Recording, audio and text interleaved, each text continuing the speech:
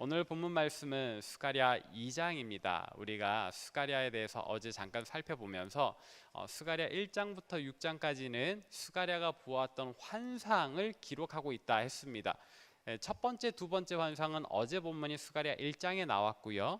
오늘 본문이 스가랴 2장에는 그가 보았던 환상 8개 중에 세 번째 환상을 기록하고 있습니다. 우리는 이 세 번째 환상의 제목을 측량줄을 잡은 사람이라고 붙일 수 있는데요.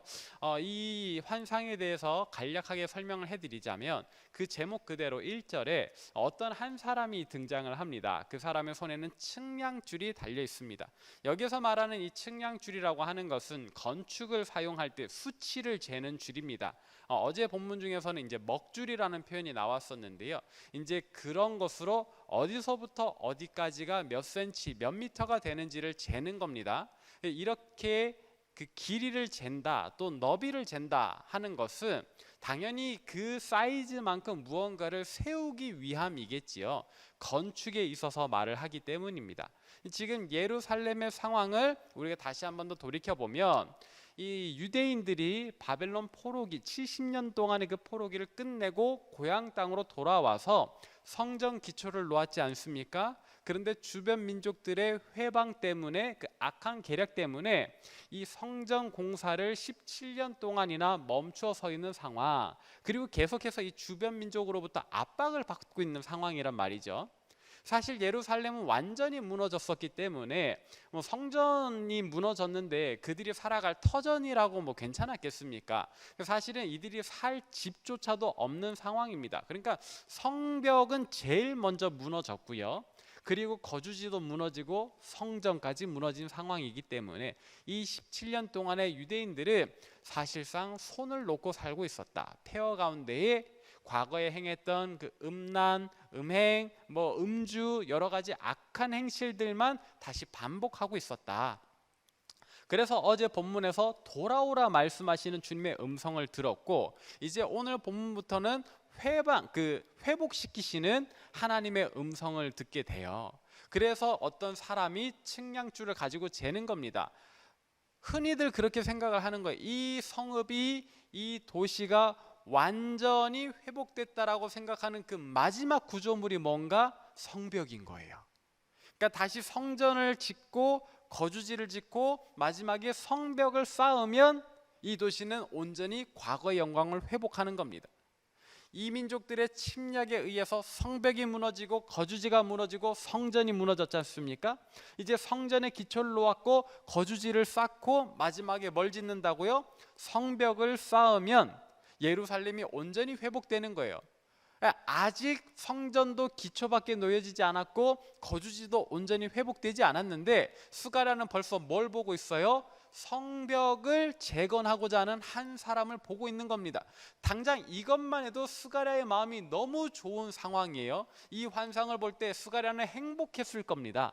그런데 한 천사, 이 어제 본문의 첫 번째, 두 번째 환상을 자기와 나누던 천사가 나가고 새로운 천사가 나타나서 저 측량줄을 가지고 이 성벽의 사이즈를 재고자 하는, 성벽을 재건하고자 하는 그 사람에게 어떤 말을 전하라라고 하는 거예요. 나더러, 이 스가랴더러. 그 말은 무슨 말인가? 오늘 본 말씀 4절에 있는데 한번 함께 읽어보도록 하겠습니다. 오늘 본 말씀 4절 읽습니다. 시작. 이르되 너는 달려가서 그 소년에게 말하여 이르기를 예루살렘은 그 가운데 사람과 가축이 많으므로 성곽 없는 성읍이 될 것이라 하라. 아멘. 뭐라고 말하라고 했다고요? 예루살렘은 그 가운데 사람과 가축이 너무 많아져서 성곽 없는 성읍이 될 것이다. 이렇게 말을 하라고 해요. 아니, 제가 방금 전에 설명을 드렸잖아요. 이 예루살렘 성의 온전한 회복은 무엇을 짓는 것으로 완성된다고요? 성벽을 지어야 완성되는 게 그 당시 사람들의 상식입니다. 그런데 지금 천사가, 하나님의 말씀을 전하게 하는 이 천사가 뭐라고 이야기를 해요? 그 가운데, 예루살렘은 그 가운데 사람과 가축이 너무 많아서 성곽 없는 성읍이 된다. 그러니까 성벽을 짓지 말라고 얘기를 하는 거예요. 지금 어떤 사람이 예루살렘의 완전한 회복을 꿈꾸며 성벽을 재건할 준비를 하려고 측량줄을 가지고 사이즈를 재는데 그러지 마세요, 할 필요 없어요 라고 얘기를 하라는 거예요. 이게 무슨 말입니까? 그러면 예루살렘이 어떻게 회복된단 말입니까? 근데 이 설명이 중요합니다. 무슨 설명? 예루살렘은 그 가운데 사람과 가축이 너무 많아서 너무 많대요. 자, 이게 중요합니다. 여러분, 성벽은 우리 아파트 신축하는 거랑 달라요. 성벽은 이민족의 공격을 막아내야 되는 구조물이기 때문에 이거는 사실 그 안에 어떤 구조물보다도 튼튼해야 됩니다. 여러분, 우리의 최종 보루가 되는 이 성벽이 우리 사는 내 집보다, 초가집보다 약해서야 되겠습니까? 그죠? 이 성벽은 아주 강해야 됩니다. 두께도 두꺼워야 되고, 적들의 어떤 공성태, 그런 날아오는 돌, 우리가 영화 같은 데 보면 막 바위를 날려버리잖아요. 그런 바위에 맞아도 끄떡없는 구조물이, 없어야 되는 구조물이 성벽이거든요. 그러니까 다시 말하면 성벽은 한 번 쌓으면 몇백 년, 아니 몇천 년 동안에 튼튼해야 되는 겁니다. 그러면은 도시의 사이즈가 그 이상 확장되지 못하는 거예요. 그래서 하나님께서 말씀하시는 겁니다. 예루살렘 지금 사이즈, 지금 규모를 가지고 성벽 지으면 안 된다라고 얘기를 하는 거예요. 왜? 날로 부흥할 거니까 점점 더 커져갈 텐데 너희가 미리 성벽 세워버리면 이 성벽 밖으로 못 커진다, 이 얘기를 하는 거예요. 그러니까 하나님께서 얘야, 측량줄 가지고 있는 이 사람아, 성벽 짓지 지금 쌓지 마라. 더 커질 건데 지금 쌓아봐야 아무 소용없다라는 얘기를 하는 겁니다. 스가랴가 이 얘기를 들을 때 얼마나 행복했겠어요. 세상에 지금은 너무나도 초라한 이 예루살렘이, 어제 편으로는 화석류나무 같은 그런 예루살렘이 커지고 커진대요. 그것도 날마다 커져가지고 오늘 쌓은 성벽이 내일 소용이 없을 거고, 모레 쌓은 성벽이 글피에 아무 소용이 없을 거다라고 얘기를 하는 거예요. 세상에 이토록 복된 소식이 어디 있을까요? 그런데 그렇다고 해서 언제까지 성벽을 쌓지 않고 지낼 수는 없지 않겠습니까? 주변 민족들은 아직 건재하잖아요. 분명히 어제 두 번째 환상으로 이 주변에 4개의 뿔, 그 뿔을 무너뜨릴 대장장이 환상을 통해서 하나님이 심판하실 것이라는 그런 메시지를 받았지만은 아직 그들은 건재하단 말입니다. 그러면 이 예루살렘 주민들 불안해서 어떻게 살죠? 부흥될 걸 생각해서 우리를 지켜줄 성벽을 쌓지 않는다면 불안해서 어떻게 사냐고요. 그래서인지 아직 바벨론 성에, 그 포로로 끌려간 지역에 머물러 살던 사람들도 있습니다. 그래서 오늘 본 말씀 1절부터 5절까지는 이 성벽을 쌓지 마라 하는 측량줄 잡은 사람 환상에 대한 그 내용 자체가 나오고요. 그 이후에 6절부터 9절까지는 아직 예루살렘으로 돌아오기를 주저하는 사람들, 그곳에 돌아가면 뭐가 있을까, 안전할 수나 있을까 하면서 바벨론에 그대로 머물러 있는 자들에게 빨리 피하라라는 얘기를 하는 겁니다. 왜? 어제 두 번째 환상을 통해서 에돔, 아수르, 바벨론, 모압과 암몬 같은 주변 민족을 다 하나님이 심판하실 텐데 아직 바벨론에 머물러 있으면 어떡하냐는 거예요. 빨리 피하라. 어디로 피하죠? 예루살렘으로 돌아오라라는 이야기를 하면서 하나님께서 이들의 불안한 마음을 아시는 거예요. 그래서 이들로 하여금 안심할 수밖에 없는 그런 놀라운 소식을 이야기해 주시는데 그 내용이 뭐예요?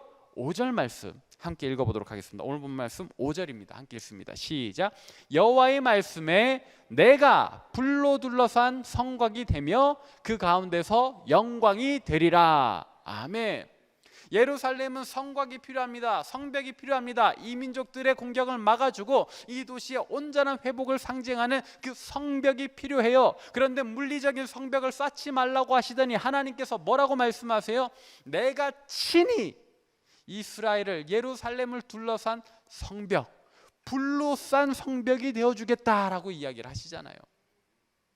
이 얼마나 복된 소식인지 몰라요. 여러분, 예루살렘은요 이전에도 대단한 성곽을 가지고 있었습니다. 그 성곽은 다윗이 쌓았고 솔로몬이 보강했고 히스기야 때까지 찬란하게 유지되는 그런 성곽이에요. 엄청나게 두꺼운 두께를 자랑하고 대단히 큰 바위들을 켜켜이 쌓아 올려서 만든 성곽이었는데, 그 성곽은 바벨론의 공격에 예수님 표현대로 돌 위에 돌 하나 남지 않고 무너져 버렸거든요. 사람이 쌓은 성곽은 그렇게 한계가 있는 겁니다. 그런데 하나님께서 오늘 새롭게 친히 쌓아주겠다는 성벽은 그 자신이에요. 그것도 불로 말이죠. 마치 이 불로 쌓은 성곽은 우리가 알다시피 에돔을 둘러싸고 있는 불칼과 같은 그런 성곽이 되겠지요. 언젠가 엘리사가 보았던 그 환상과 같이 그 성읍을 둘러싸고 있는 불말과 불병과 같은 그런 성곽이겠지요. 이 땅에 어떤 세력이 하나님의 불칼을 뚫을 수 있단 말입니까? 이 땅에 어떤 세력이 우리 주님의 그 불말과 불병거를 뚫고 우리를 침략할 수 있단 말입니까? 완전한 회복을 이야기를 하는 겁니다. 다시 무너지지 않을 회복을 이야기를 하는 겁니다. 그러니 바벨론 땅에 사는 남아있는 유대인들도 속히 돌아와야 되겠고, 그죠? 이 예루살렘에 사는 사람들도 당장 성곽 쌓을 필요가 없는 거예요. 우리가 뭐하러 그 성곽을 쌓습니까? 우리가 쌓는 성곽은 무너질 성곽이요, 하나님 친히 영원할 성곽을 세워주신다니 이들은 그저 기뻐하며 하나님을 찬미하기만 하면 되는 겁니다. 그게 오늘 본문의 나머지 10절부터 마지막 절까지의 이야기예요. 기뻐하라. 자, 우리가 이렇게 오늘 본문 스가랴 2장에 관한 이야기를 살펴보았습니다. 그렇다면 이제 이 말씀이 우리에게 주는 영적인 교훈은 무엇인가? 우리는 오늘 본문을 통해서 오늘 그리고 앞으로 우리가 기도해야 할 기도 제목 3가지를 깨닫기를 원합니다.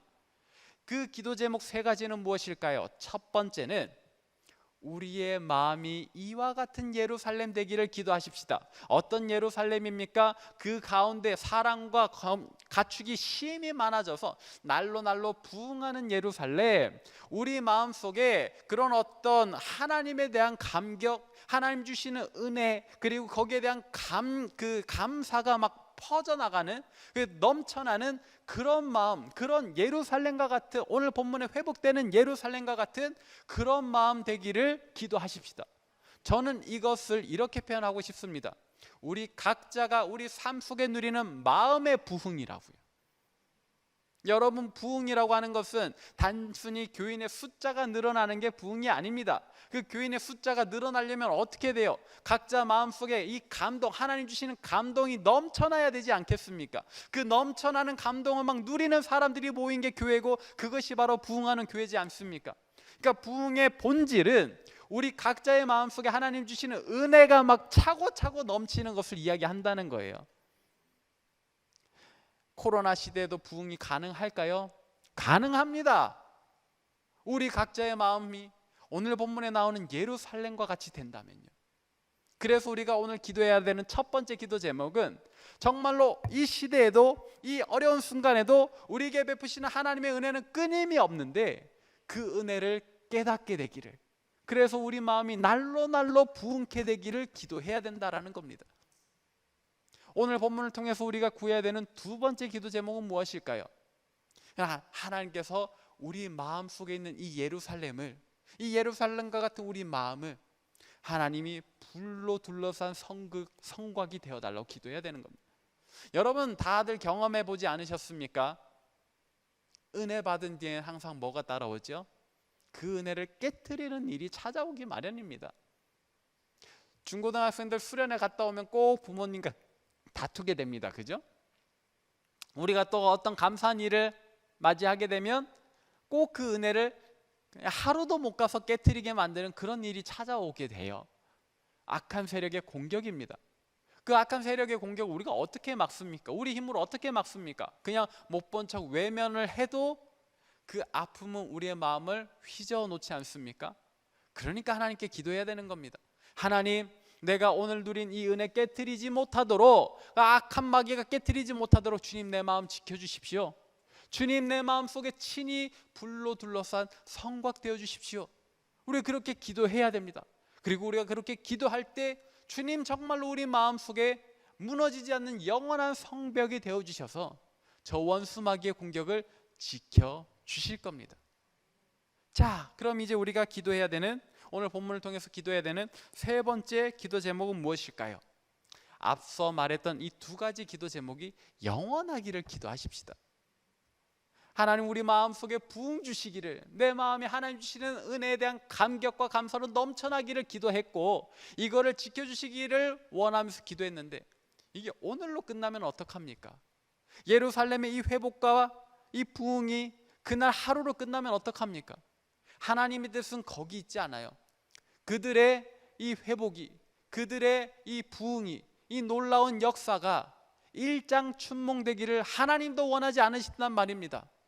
그러니 우리도 우리의 오늘부터 시작한 이 부흥과 이 보호가 우리 안에 영원하도록, 우리가 하나님의 그 은혜의 자리에, 그 은혜의 심판대 앞에 서는 그날까지 영원하기를 기도해야 할 것입니다.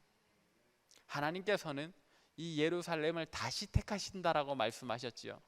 우리가 이전에 어떤 부끄러운 모습으로 살았든지 우리 주님 놀라운 은혜로 우리를 오늘 다시 택하신 줄 믿으시고 정말로 하나님 주시는 그 부흥, 오늘 우리가 누릴 부흥을 위하여 기도하고 이 부흥이 깨지지 않도록 주의 보호하심을 요청하면서 이것을 날마다 우리 영원까지 이어지기를 함께 기도하십시다. 이것이 오늘 본문을 통해서 하나님께서 우리에게 주시는 영적인 교훈이며 우리가 오늘 본문을 통해서 하나님 앞에 붙잡아야 될 기도 제목임을 여러분 깨달으시고 참으로 이와 같이 기도하여 하나님 주시는 부흥과 보호와 영원한 은혜를 누리는 저와 여러분 되시기를 바랍니다. 기도하겠습니다. 살아계시고 역사하시는 아버지 하나님, 은혜를 감사합니다. 오늘 스가랴가 본 세 번째 환상을 통해서 하나님 우리에게 어떤 은혜를 주고자 하시는지, 얼마나 큰 은혜가 예배되었는지를 깨닫습니다. 그래서 하나님, 그 옛날 예루살렘이 회복되는 부흥을 누릴 그 약속을 얻은 것처럼 오늘 우리의 마음속에도 하나님 주시는 부흥을 누리게 됨을 믿사오니 주여 우리 마음에 실로 놀라운 부흥을 내려 주옵소서.